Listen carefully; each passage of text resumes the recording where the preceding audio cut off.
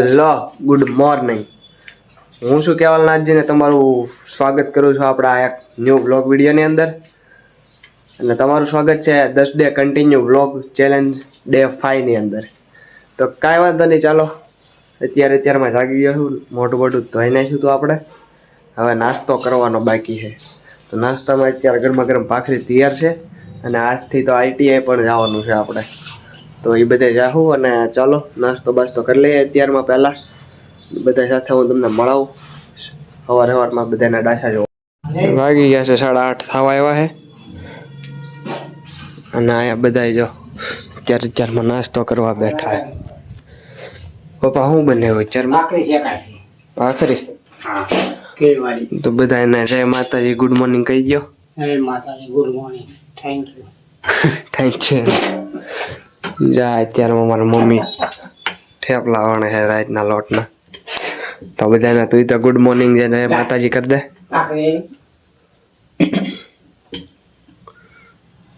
Good morning, જય માતાજી, જય શ્રી કૃષ્ણ, હર હર મહાદેવ.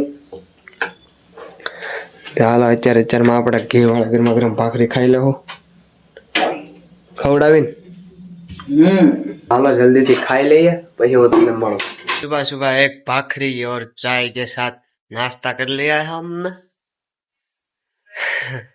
अब है ना नहाने जाना है, तो चलो चलते हैं. आप चलो क्या? नहीं यार, તો ચાલો હું હે ને નાહી ધોઈ લઉં પછી હું તમને મળું.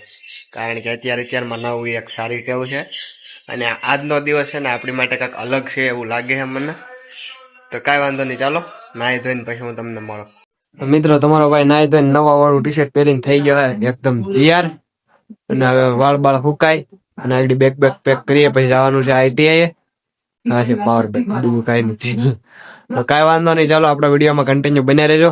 લોખંડી પુરુષ એવા સરદાર વલ્લભભાઈ પટેલનો બર્થડે છે. તો હેપી બર્થડે સરદાર વલ્લભભાઈ પટેલ.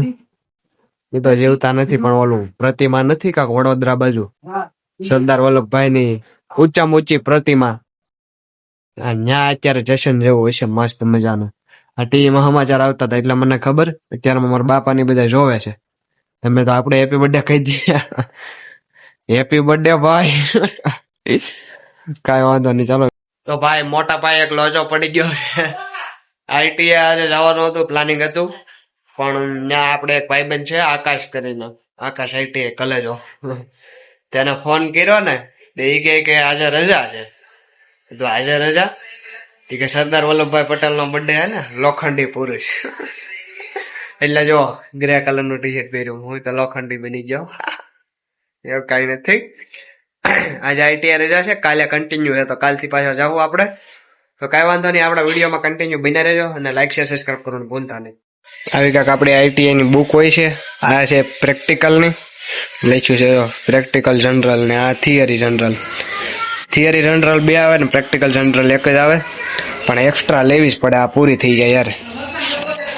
જો આ રીતે કાંક લખવાનું હોય છે, આકૃતિ બહુ દોરવાની, ચીપકાડવાની, એવું બધું હોય. આમાં થોડુંક જ લખાણું છે, એમાં પણ લખવું પડશે. અને આમાં અડધે પુગાડી દીધું છે થિયરીમાં. તો ચાલો અહીંથી લખવાનું છે યુનિટ 5 થી. તો ચાલો અહીંથી શરૂઆત કરીએ, શ્રી ગણેશ નામ લઈને, અને લખવાનું ચાલુ કરીએ. બાકી બોર પછી ક્યાંક જાઓ. ભાઈ અત્યારે થઈ ગયું છે ખાવાનું તૈયાર અને વાગ્યા છે 11, 11:30. આપણને ભૂખ લાગે તો ખાવા બેસી જાય. મમ્મી પાર્લરે જાય એટલે વહેલા ખાવાનું બની જતું હોય એવું છે. તો ચાલો ખાઈ લઈએ પછી હું તમને મળું, દેખાડું શું છે આજે ખાવામાં. ખાવામાં છે બટાટાનું શાક અને ઘી વાળી રોટલી. ઉમેશભાઈ, તમારે નથી ખાવું કે મોડક થી? આજે 12 વાગે જમવાનું છે.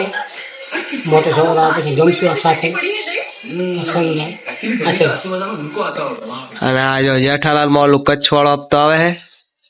જેઠાલાલ પાકિસ્તાન વહી જાય છે. આપતો મજા આવે તો મેં તું ખાતા ખાતા જોઈએ. ચાલો અને જમી લઈએ. ગયા છે આપણે સ્મિતભાઈ ના ઘરે. કેમ છે ભાઈ? મજામાં? મજા આવો ભાઈ. તો વાંધો નહીં. કેવલભાઈ બહુ દાદા દી પછી યાદ કર્યા છે. આજ મુલાકાત. અરે ના બાપા, એવું કાંઈ ન હોય. આ તો અમે તો આજ નવરા હે, ટાટો મારી. ITI રજા હતી. તારે કેમ હાલે નિહાળનો? રેડી હાલે રાખે હો ભાઈ. તો વાંધો નહીં. હવે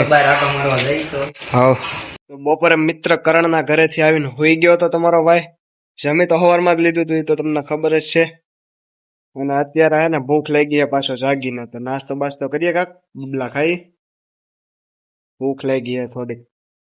અને આ કમોસમી વરસાદના કારણે બહુ હેરાન થઈ જાય. જો કપડા બપડા અહીંયા સુકવવા પડે.